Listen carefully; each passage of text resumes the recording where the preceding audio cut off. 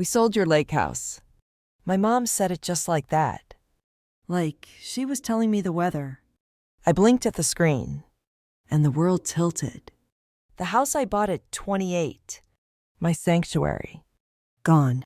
For what? A wedding, she added, beaming. And just like that, my silence became my weapon. They had no idea what I'd done with that deed years ago. But they were about to find out. My name is Rachel Wexler. I'm 34. I live alone in Boston. Work in finance. And I've always been the responsible one. You know, the type. Pays the bills. Remembers birthdays. Holds it together. My family called me uptight. But when they needed money, suddenly, I became amazing. And when they thought they could sell something that wasn't theirs, they forgot one thing. I play long games. And I don't lose. Before we get into what happened next, how I turned my parents' dream wedding into a legal disaster, make sure you subscribe, and drop a comment at the end. What would you have done in my place? Because trust me, this wasn't just petty. It was criminal. After I ended the video call, I sat in silence, staring at my laptop screen as if it might explain what just happened. They sold the lake house. My lake house. And they were celebrating it. Not asking. Not checking. Not even pretending to consider me. They talked about it like they were announcing a vacation. Not casually erasing years of my effort, sacrifice, and solitude. I closed my eyes, trying to remember the last time I had been up there. 4 years. Maybe 5. I'd stopped going when it started hurting more to come back. 'Cause every time I returned, something had changed. A new dent in the kitchen door. A missing blanket. A strange receipt on the counter. Signs that someone else had been there. Someone who didn't ask. Someone who didn't care. It wasn't theirs. But let's rewind. I was 28 when I bought that place. I didn't tell anyone for months. Not because it was a secret, but because I knew how they'd react. The Wexlers don't celebrate independence. They tolerate it so long as it serves a purpose. When I finally told my parents, my mom's exact words were, "Must be nice." No smile. No follow-up. She didn't even look up. I think that was the moment I realized. They weren't going to be proud of me, but they would find a way to benefit. It started small. Bryn's student loan interest just kicked in. Could you help out? The hot water heater's shot. We're underwater this month. The credit card minimum is too high. Maybe just this once. And I said yes. Every time. Because I didn't want them to drown. Because I thought I could absorb it without sinking. Soon, I wasn't even thinking about it. I set up automated transfers through 2 shell accounts. Clean. Quiet. Untraceable unless you knew where to look. Mortgage help. Insurance premiums. Car leases. Half of Brittany's tuition. A quarter of Mom's credit card debt. I even paid the deposit when Dad nearly defaulted on their second property line. No thank yous. No acknowledgements. It was as if the money just appeared. And they never questioned the source. But maybe the worst part, I enabled it. I gave them just enough to stay afloat, and never enough to stand on their own. Bryn, my younger sister, was the golden one. The dreamer. The one with the Pinterest wedding board before she had a boyfriend. She got the soft parenting, the encouragement, the indulgence. Me, I got rules. Expectations. Be useful. Don't make a scene. Let Brittany enjoy her moment. So I did, even as I watched her get bailed out of bad decisions, jobless stretches, and designer obsessions. I kept wiring money, showing up to family dinners, being the calm one. Because that's what they wanted me to be. Until now. Now. They crossed a line so clearly I couldn't even pretend it was blurry. They sold what wasn't theirs, what I built by myself because they assumed they had that right. They sold it for a wedding, Not a medical emergency. Not a house foreclosure. A wedding. A weekend of flower arrangements. Prosecco towers. And faux rustic photo booths. The worst part, they believed I'd go along with it. That I'd smile through it. Maybe even cover the band. They thought I was still the background character in their show. The one who works? Sends checks. Nods along. The one who makes things easier. They forgot what I do for a living. They forgot I don't forget. So when I called Natalie, I wasn't looking for comfort. I wasn't venting. I was building my case. And Natalie, she's not just a friend. She's a corporate attorney with a spine made of steel and a memory like a filing cabinet. The moment I told her what they did, she went quiet. Then she said, "Oh, so they committed real estate fraud." I smiled for the first time all day. Not because it was funny, but because, for once, I wasn't the one cleaning up the mess. I was about to deliver it. Natalie didn't hesitate. "Start from the beginning," she said. So I laid it out. The call, the smug smiles, the house I hadn't visited in years, but still kept insured under my name. The part where they sold it without my consent, without even telling me until after the fact. The casual way they delivered the news, like they'd just donated an old sofa and thought I should be proud. Then I told her what really mattered. They didn't sell my house. They sold a property owned by Wexmont Holdings. Natalie went silent for a moment. "You kept the house under your holding company?" she asked. "Moved the deed 18 months after closing," I replied. "It's still there. I checked before I called you." Her voice sharpened. "Then they forged your signature." "That's felony level stuff." "Rachel, that's not just shady. That's straight up criminal." I could hear her pulling up files on her end. "We're not talking about a family argument over Thanksgiving. This is misrepresentation, unauthorized sale of corporate property, and potentially identity theft. I hope they enjoyed picking out centerpieces, because they just committed real estate fraud." I didn't flinch. I'd already gone through disbelief, anger, and grief in the hours after the call. I was past emotion now. All that was left was resolve. "Can we hit them fast?" I asked. Natalie laughed softly. "Oh, honey, I already pulled our old templates." By the next morning, we were drafting the legal equivalent of a grenade. Natalie and I had built Wexmont Holdings during grad school. It was originally a side project in LLC for potential investments. Never used. Until I bought the lake house and realized I didn't want it in my personal name. Now, that dormant shell had teeth. We updated the LLC documents, drafted a foreclosure notice, and built a cease and desist to send to the buyer and title company.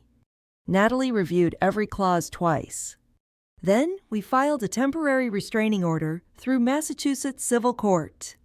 The claim: unauthorized sale of corporate property with forged documentation. We didn't call. We didn't text. We didn't explain. We just mailed it certified, notarized, legally airtight. And then we waited. That silence.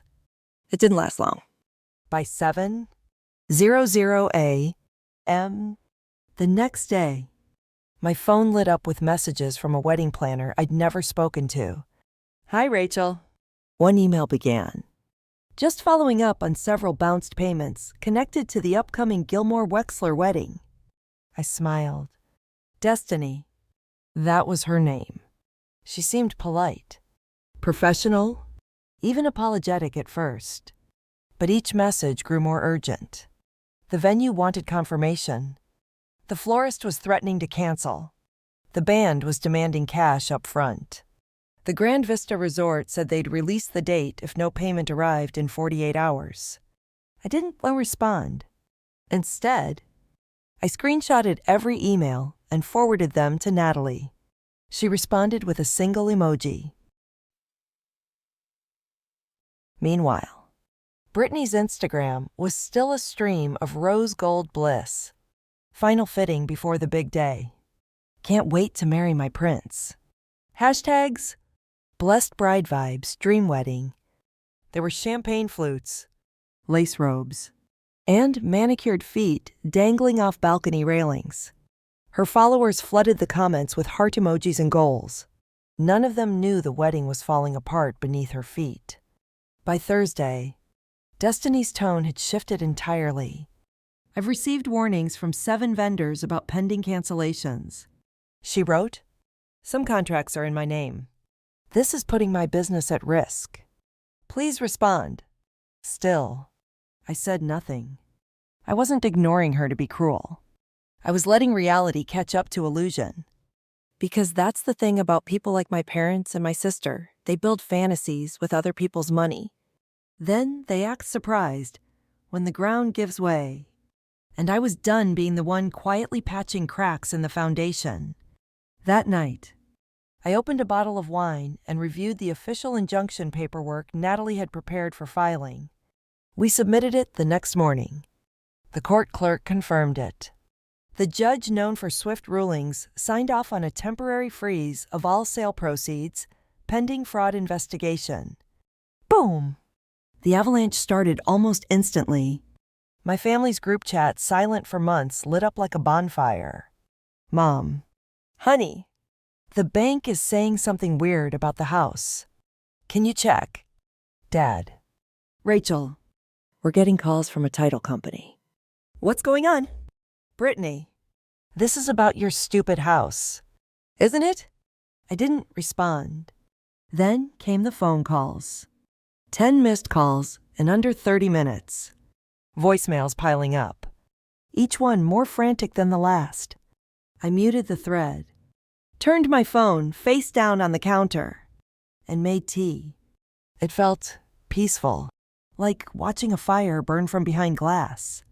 Then I got an email from the buyer's real estate agent, CC'd with the escrow officer and my attorney. The subject line was terse, urgent. Clarification needed on ownership structure of the Champlain Lake property. Their buyer was panicking. I sipped my tea. But Brittany, she kept posting, as if none of it was real. As if curated content could outrun court orders. She didn't know the funds were locked. That the house wasn't legally hers or anyone's to sell. That the vendors were walking away. That the planner was close to a breakdown. I didn't enjoy it. I'm not Brittany. I don't take pleasure in pain. But I felt something else. Relief. Not because they were suffering, but because for once I wasn't the one shielding them from consequences. And the best part, I hadn't even spoken to them yet. Natalie texted me that night. One sentence. They're going to feel this by morning. I believed her.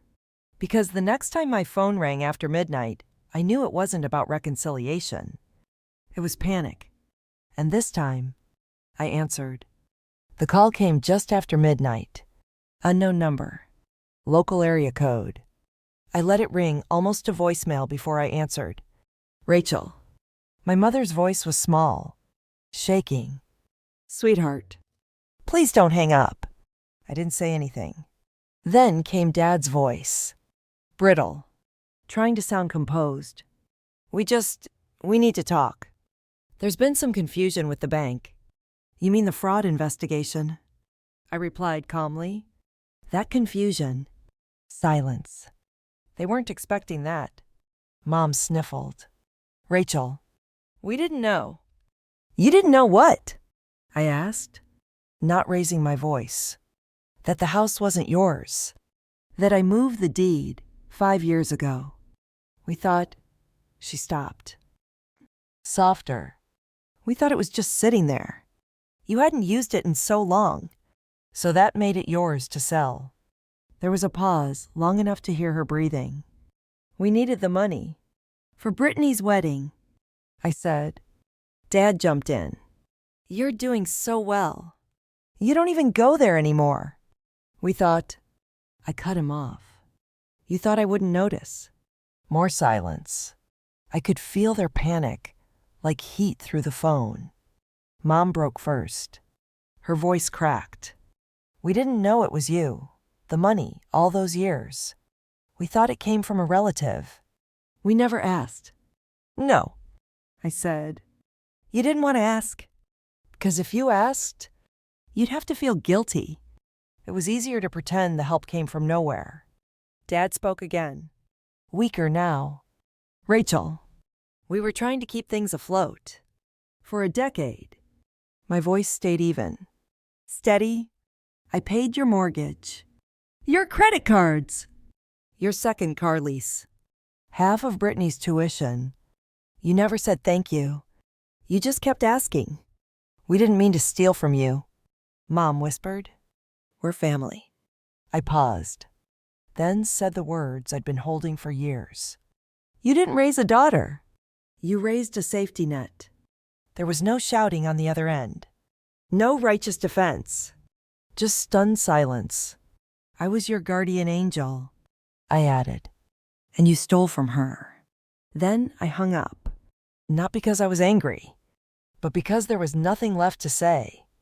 I stared at my dark ceiling for a long time after that call. The quiet was deafening, but clean. Final? They weren't calling to apologize. They were calling because they'd finally realized what it meant to lose me. They were scared, not sorry. The difference was everything. 2 days before the hearing, the story hit local news. Bride's family accused of real estate fraud to fund $120K wedding.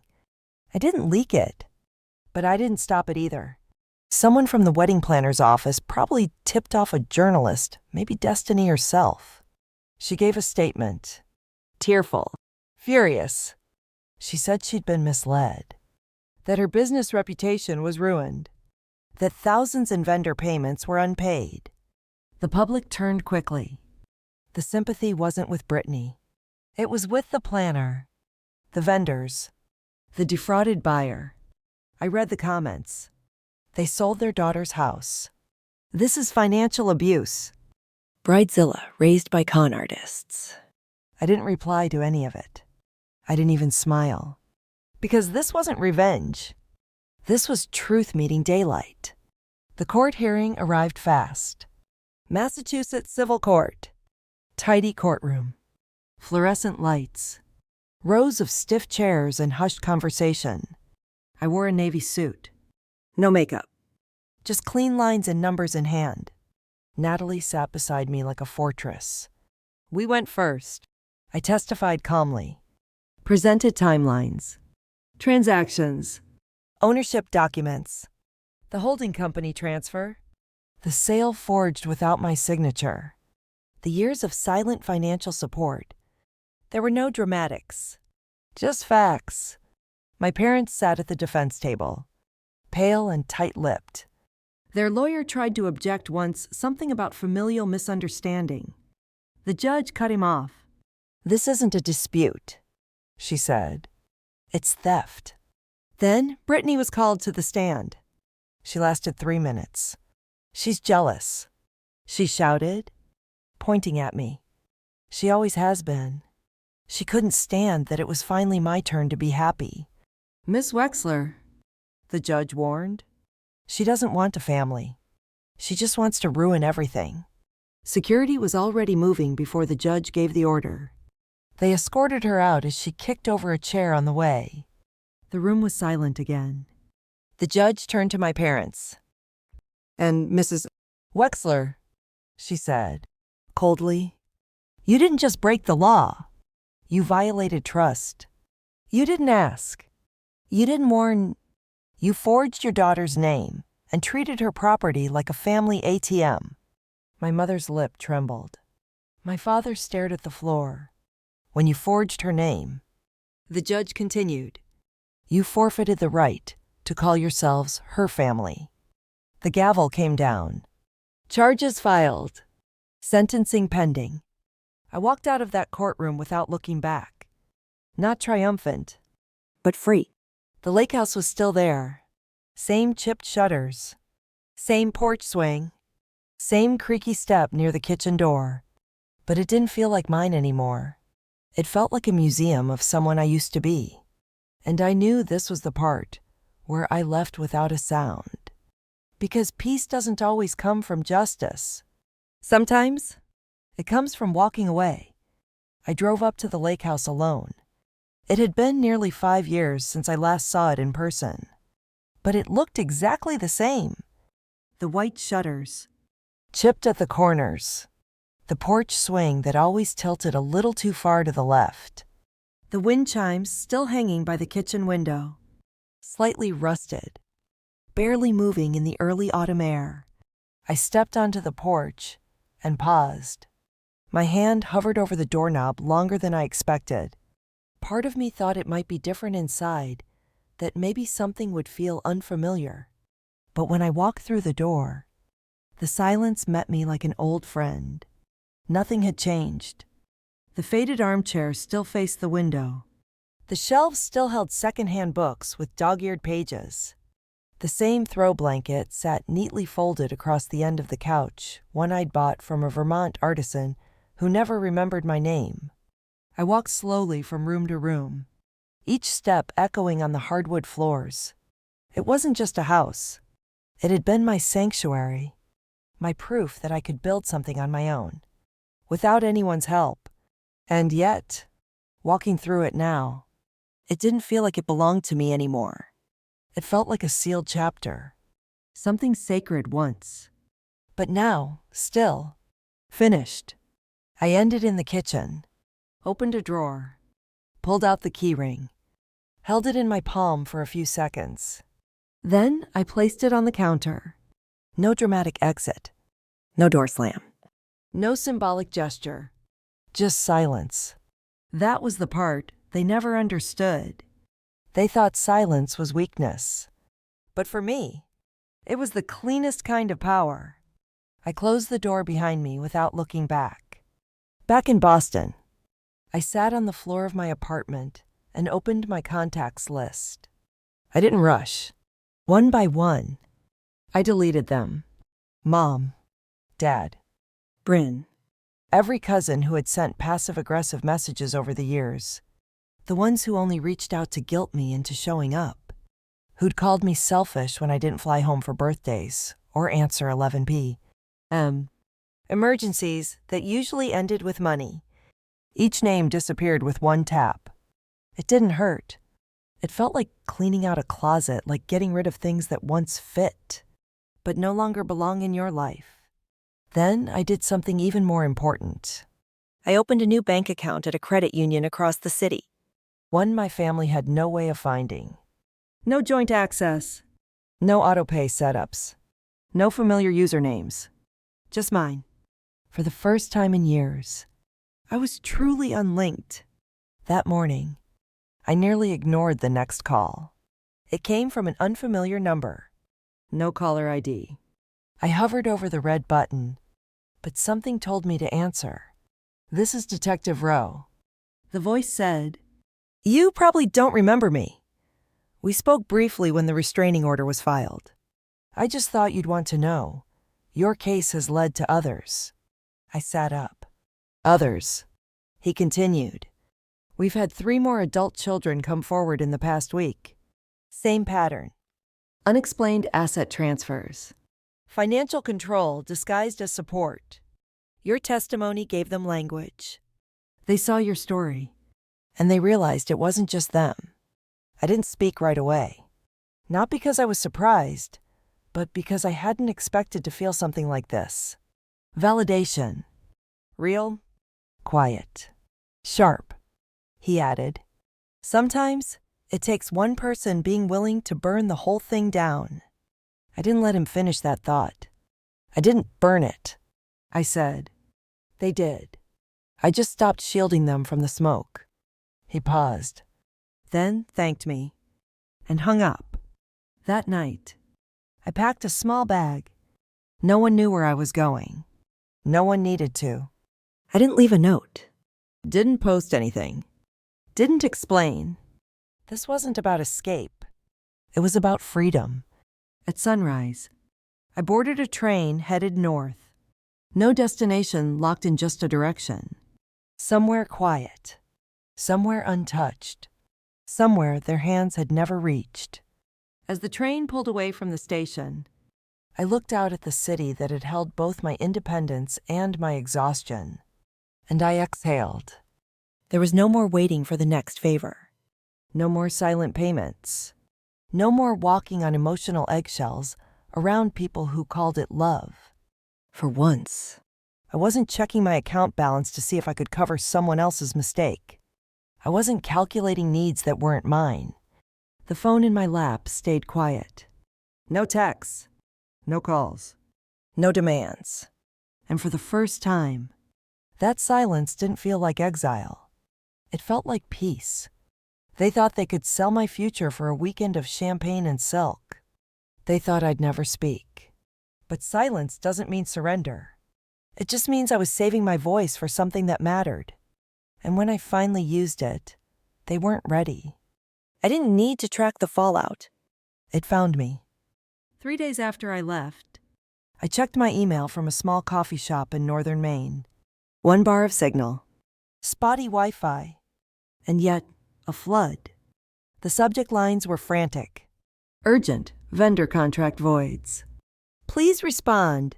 Legal issues with Gilmore Wexler wedding. Final notice Grand Vista venue, deposit forfeited. Help, losing control of the wedding. They came one after another. All from Destiny Lopez, the wedding planner, who had once signed every email with glittery fonts and countdown to magic.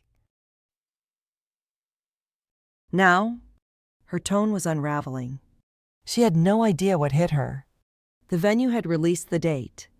The string quartet had canceled. The florist filed a complaint with her company for fraud by association. Vendors were pulling out left and right. Some were threatening to sue. And Brittany, she was still pretending nothing was wrong. Her Instagram hadn't slowed down. Now it was reels of her twirling in her gown. Final look before forever. She's ready to be a wife. I watched the likes roll in. Thousands of hearts. Comments calling her a dream. An angel. A vision. I almost admired it. The way she curated her illusion so perfectly. So persistently. Even as it collapsed behind the scenes. But no amount of digital sparkle could stop what was coming. The buyer of the lake house had filed a formal complaint with the real estate board. Their agent contacted my lawyer directly, furious. Embarrassed. Desperate. They wanted answers. They wanted their money back. And now, they were considering legal action against the Wexlers, which meant everything was in motion. Court orders. Title disputes. Escrow holdbacks. Vendor clawbacks. My silence hadn't been passive. It had been strategic. And now, my absence was its own presence. A hole in the fantasy they couldn't plug. Mom tried calling again. Voicemails. Texts. Guilt-soaked emails. The usual. Mom. Honey. This has gone too far. Please call us. Dad. We're not bad people. Rachel. We just made a mistake. Bryn, you ruined everything. I hope you're proud of yourself. Still, I said nothing. Because I'd spent years cleaning up their messes. Now it was their turn to sit in the wreckage. By the time sentencing came, my lawyer handled everything. I didn't need to be in the room anymore. I'd already said everything that mattered. The court ruled in favor of Wexmont Holdings. The sale was declared void. The buyer's funds were refunded by the Wexlers personally. With penalties, fraudulent sale, forged signature, corporate misappropriation. Each one added another layer of consequence. The judge didn't allow leniency. They broke the law. They used family as an excuse, and the court wasn't interested in excuses. They were ordered to pay damages, legal costs, and issue a formal apology, under oath. Bryn was not charged, but the judge made it clear she was complicit. She didn't take it well. The public sympathy was long gone. After the local news ran the story, a national blog picked it up. Then Reddit. Then wedding forums. Then TikTok. People dragged her. The wedding community tore her apart. Bridezilla of the decade. She tried to scam her way to Dream Day. Justice for the older sister. Screenshots of her meltdown in court went viral. There were memes. Even the wedding vendors began using her name as a cautionary tale. Don't be a Britney. She went private online. Then deleted everything. Her dream wedding. Canceled. Not postponed. Not scaled down. Gone. I found out through Destiny, who messaged me weeks later, not asking for anything, just closure. Thank you, she wrote. They left me out to dry, but your case helped protect my business. I'm filing a complaint through the state. I'll be okay. I replied with one line. You deserved better. After that, the silence returned. But this time, it didn't feel like punishment. It felt earned. My parents went quiet. Bryn disappeared from social media. There were no more updates. No attempts to reconcile. Just quiet. I didn't miss them, because there was nothing left to miss. The roles I'd played, peacekeeper, provider, protector, had ended. They thought my revenge was the court case. It wasn't. It was this. The space. The peace. The refusal to carry them anymore. And maybe the most surprising part, I didn't feel victorious. I felt still. Like I'd finally stopped swimming against the current. But that didn't mean I'd forgotten. It meant I'd finally learned to let go without giving in. And I had one last question left to ask. Some people think revenge is loud, that it's shouting in courtrooms, smashing glass, ruining reputations. But for me, it looked like this: a quiet train ride, a closed contact list, a silent inbox, and peace that finally stayed put. When I look back now, I don't feel triumphant. I don't feel broken either. I feel like someone who finally stopped bleeding into a family that never intended to patch the wound. That's what people don't talk about when they talk about family betrayal. It's not just the theft. It's not just the lies. It's how much of yourself you had to shrink for it to happen in the first place. And how long it takes to forgive yourself for letting it happen. For years, I convinced myself that love looked like sacrifice. That if I just gave a little more, stayed a little quieter, worked a little harder, they'd eventually see me, appreciate me, choose me. Instead, they chose the illusion. A perfect wedding, a golden daughter, a house with a lake view and a forged signature. I gave them everything they asked for, until I finally asked myself the one question I'd avoided for decades.